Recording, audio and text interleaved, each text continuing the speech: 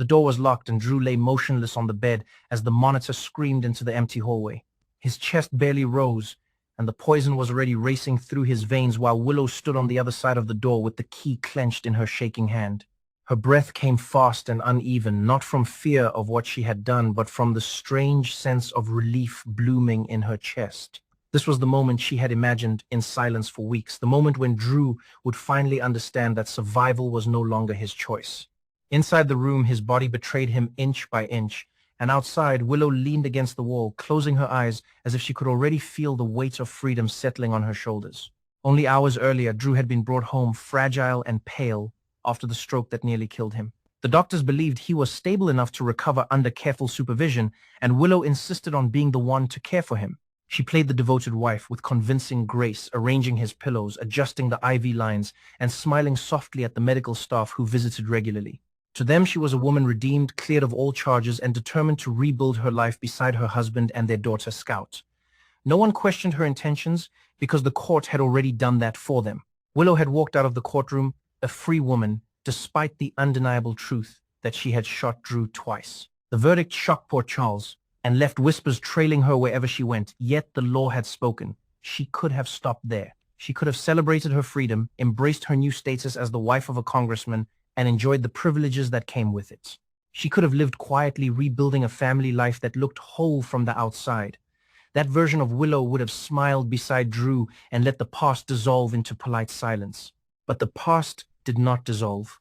It burned. Even after the trial, Willow could not forget the way Drew looked at her on the witness stand, not with love, but with disappointment and control. In that look, she saw everything she had lost. Her marriage to Michael destroyed, her children Wiley and Amelia taken from her arms by court order, her role as a mother reduced to supervised absence, and then the final humiliation discovering that Drew had slept with Nina, her own mother. That betrayal poisoned her more deeply than any substance she would later draw into a syringe. In the weeks following the trial, Willow smiled in public and plotted in private. She convinced herself that Drew was the root of every fracture in her life.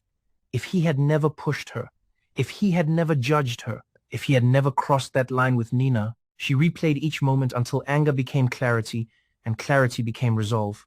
Her second attack was quieter than the first. No gunshots, no witnesses. Just a calculated dose slipped into his system that sent him collapsing in pain and confusion. The stroke nearly finished him, but not enough. Fate had spared him again, and Willow took that personally.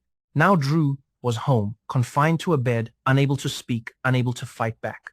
The house was quiet, except for the rhythmic hum of medical equipment. Willow stood over him earlier that evening, holding a syringe, and finally allowing herself to speak the truth she had buried. She told him she had shot him.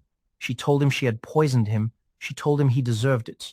Drew's eyes widened in terror as understanding flickered across his face, but his body refused to respond. Willow leaned close and whispered that he would never leave that bed, that his suffering would finally balance the scales. She injected the poison, slowly watching his reaction with clinical focus. There was no hesitation this time, only certainty. When she finished, she removed the needle and disposed of it with care. Then she reached for the key. The key felt heavier than it should have. Willow had found it earlier near Drew's study, and for a moment she wondered if it belonged to Tracy or Martin, who had been snooping around the house days before. Another possibility nagged at her mind, that it was the spare key to Drew's room itself. In the end, it did not matter. The key served her purpose perfectly. She locked the door, sealing Drew inside with his pain, and turned away before she could change her mind. Willow stepped outside, needing air, needing distance from the act she had just committed. She told herself she did not want to witness his final breath. She told herself that watching him die would haunt her. The truth was more complicated. Seeing the end would make it real, and she was not ready for that weight yet. She paced the garden and tried to steady her thoughts, telling herself that no one would interrupt this time. She underestimated the routine. The visiting nurse arrived earlier than expected, carrying charts and medication. When no one answered her knock, she called out Willow's name and grew concerned. She followed protocol and attempted to check on Drew, only to find the door locked. Panic crept into her voice as she called Willow repeatedly. When Willow finally answered, she feigned confusion, then alarm rushing back toward the house with practiced urgency. She claimed she had misplaced the key. Her hands trembled as she searched drawers and countertops, apologizing profusely to the nurse who was already dialing for assistance. Willow insisted she would find it. She knew every minute counted, and that was exactly what she wanted. She told herself that losing the key was believable, that accidents happened, and that any consequence would be minor. Community service at worst, sympathy at best. After all, she was a woman under unimaginable stress caring for a critically ill husband. Behind the locked door, Drew's breathing grew shallow. His heart struggled against the poison, and the delay sealed his fate. By the time emergency services forced the door open, it was too late. The room filled with chaos, but Drew lay still beyond saving. The doctor pronounced the time of death, and Willow collapsed into a chair, sobbing convincingly, as guilt and triumph tangled inside her chest. As the house emptied and the authorities took statements, Willow sat alone, staring at the key resting quietly on the table. She wondered briefly if anyone would question how it had ended up there after all. She wondered if someone would connect the past attacks to this final moment. Then she reminded herself of everything she had already escaped. The law had failed once, and it could fail again. She rose slowly and walked toward Drew's room, now open and silent. The bed was empty, and the sheets still warm. Willow stood in the doorway, feeling the weight of what she had done, settling over her like a storm cloud, and yet beneath it all, there was a calm she had not felt in years. The future was uncertain, but for the first time, it felt entirely hers. The house did not feel quieter after Drew was gone. It felt heavier, as if the walls themselves were holding their breath, waiting to see what Willow would do next. She moved through the rooms, slowly touching familiar surfaces and reminding herself that she was still in control.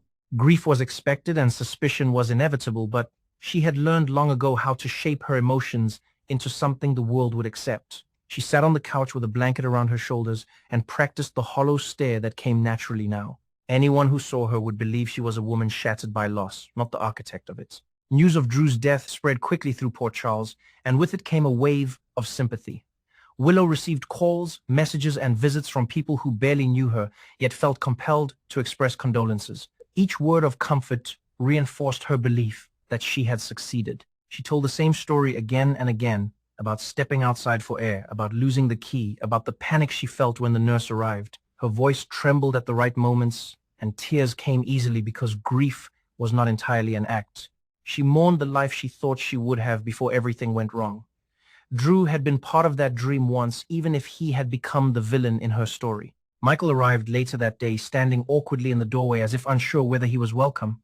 Seeing him reopened wounds Willow thought had scarred over, his eyes held a mix of sorrow and guarded distance, and that hurt more than anger would have. He spoke gently about the children and about how sorry he was for her loss. Willow listened, nodded, and thanked him while fighting the urge to scream that Drew had taken everything from her. She wanted to confess and accuse and demand understanding all at once, but she knew better. Michael was not someone she could control anymore. After he left, Willow sat alone and replayed every detail of the night Drew died. She examined it from different angles, searching for weak points. The locked door, the missing key, the timing of the nurse's arrival. Everything aligned just enough to appear tragic rather than suspicious. Still, a quiet fear lingered. Port Charles had a way of unearthing secrets no matter how deeply they were buried. Willow reminded herself that she had survived a trial once and walked free. She could do it again if necessary. The investigation moved forward as routine at first. Authorities reviewed medical records, interviewed staff, and examined the room. The poison had already been metabolized enough to resemble complications from the stroke. There were questions, but no definitive answers. Willow cooperated fully, answering every inquiry with patience and humility. She allowed herself to look small and overwhelmed, knowing that perception mattered as much as evidence. Each day that passed without an arrest strengthened her confidence. Yet not everyone was convinced. Nina struggled with guilt and confusion, torn between defending her daughter and confronting the truth of her own involvement in the tangled web that led to Drew's death. She remembered the affair and the way Willow's eyes had hardened when she learned about it. Nina could not shake the feeling that she had lit the fuse. When she confronted Willow, gently asking whether there was anything she needed to tell her, Willow responded with quiet devastation. She spoke of betrayal, loss, and exhaustion, and Nina backed down, afraid of pushing too hard. The distance between them grew heavier with unspoken suspicion. Tracy was less subtle. She questioned the circumstances openly and refused to accept coincidence as an explanation. She remembered the key she might have dropped days earlier during her intrusion into Drew's home. The thought gnawed at her. She wondered whether that small mistake had given Willow the opportunity she needed. Tracy raised concerns with anyone who would listen, but without proof, her words sounded like grief-fueled paranoia. Willow listened to these rumors with a calm expression and privately thanked fate for how easily doubt could be dismissed. As days turned into weeks, Willow began to feel the edges of her new reality. The house that once symbolized stability now felt like a stage she was tired of performing on. She packed Drew's belongings methodically, not out of sentiment but necessity. Each item removed was a step toward closing that chapter. She kept a few things for appearances, but most were donated or discarded. Control came from order, and Willow clung to that belief. Her thoughts often drifted to Wiley and Amelia. The ache of being separated from them never faded. She imagined a future where she could fight for them again, free from Drew's shadow. His death changed the balance of power, even if the legal barriers remained. Willow told herself that everything she had done was for that future.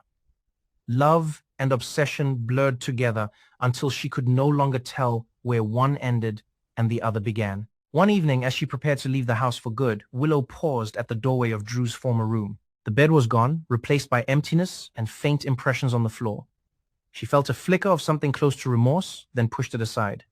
Regret was dangerous. It led to hesitation, and hesitation had never saved her before. She locked the door behind her and left without looking back. Months later, the case was officially closed. Drew's death was ruled a tragic complication, and life in Port Charles moved on as it always did. Willow relocated, started fresh, and rebuilt her public image carefully. She attended therapy, volunteered, and spoke openly about resilience. People admired her strength and whispered about her survival. No one saw the darkness she carried or the satisfaction she had buried deep inside. In quiet moments, Willow sometimes took out the key she had kept hidden. It rested in her palm, cold and unremarkable, yet heavy with memory. She considered throwing it away countless times, but never did.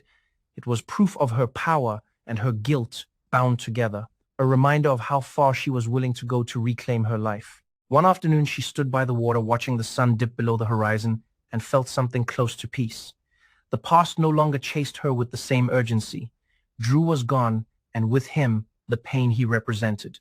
The world believed the story she had told, and she believed it too, at least enough to keep moving forward. Willow slipped the key into her pocket and walked away, leaving the light to fade behind her. The chapter was closed not because justice had been served, but because she had decided it was over. And in Port Charles, that decision mattered more than the truth.